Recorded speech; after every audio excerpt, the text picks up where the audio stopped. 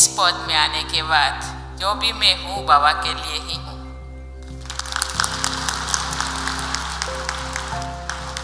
मैं कोई ज्ञान सुनाने नहीं आई। ऐसे तो मैं बाबा के बच्चे 2009 से बनी हूँ।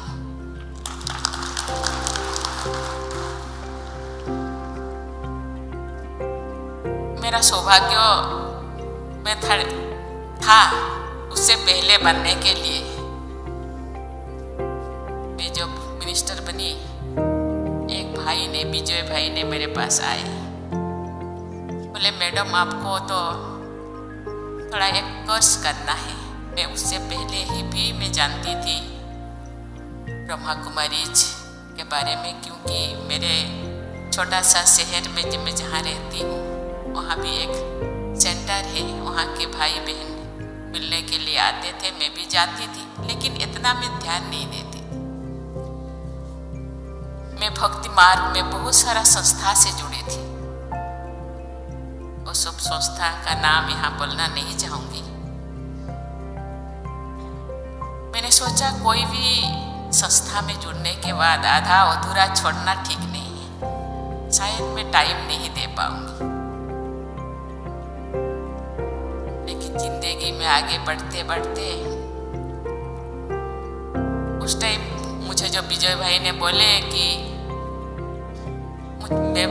मैं बोली कि मेरे पास टाइम नहीं है, मैं शायद टाइम नहीं दे पाऊंगी। लेकिन जिंदगी में आगे बढ़ते बढ़ते इतना आंधी तूफान सुनामी मेरे जिंदगी में जब आए, तो मैंने सोचा कि मुझे ऐसा एक शेल्टर चाहिए जो आधा अधूरा ना हो। जो संस्था के साथ मैं जुड़ी थी, मुझे वहाँ जाती तो थी, लेकिन इतना सेटिस्फेक्शन नहीं मिलता था जो मुझे चाहिए था। जो मैं खोजती थी, मुझे ये चाहिए, वो नहीं मिलता था। तो सुनामी और इतना जो आंधी तूफान के टाइम पे मुझे कोर्स करवाया गया, लेकिन मैं तो सुनती थी, लेकिन कुछ भी मुझे ध्यान में ही नहीं आता था, क्योंकि इस कान में मैं सुनती थी, इस कान में मैं निकाल देती थी। आंखों से गंगा जमुना बहता था, लेकिन मुझे जिंदगी जीना है, आगे बढ़ना है। शक्ति देने के लिए ऐसे एक शक्ति चाहिए, ऐसे एक शेल्टर चाहिए कि मुझे आगे ले जा सके। वहाँ के बहनों ने मुझे बहुत प्यार दिया, खाना खिलाया, गोदी में सुलाया। मैं डिप्रेशन में थी। आहिस्ता आहिस्ता मैंने देखा कि कोई एक ऐसी शक्ति मुझे सहारा दे रहा था। मुझे बताया गया है कि आपको 3:30 या 3 बजे उठना है। मोबाइल में आपको अलार्म देना है, लेकिन मुझे मोबाइल अलार्म मुझे अच्छा नहीं लगता था, क्योंकि मुझे इरिटेट फील होता था।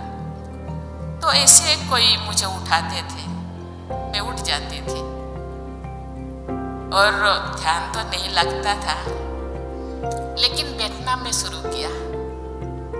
लगा कि कोई मुझे रात को 3:30 बजे उठा देते थे, और आहिस्ता आहिस्ता मैं उसी रास्ता से चल पड़ी। और आहिस्ता आहिस्ता हम सुप्रिया बहन के साथ गांव-गांव घूमे। इतने बहुत सारे करीब 100-200 गांव हम घूमे, क्लास किए, और ऐसे करते करते मुझे बहुत अच्छा लगा, क्योंकि ये एक बहुत सारा किताबें पढ़ी, बहुत सारे चीज ज्ञान मुझे आया।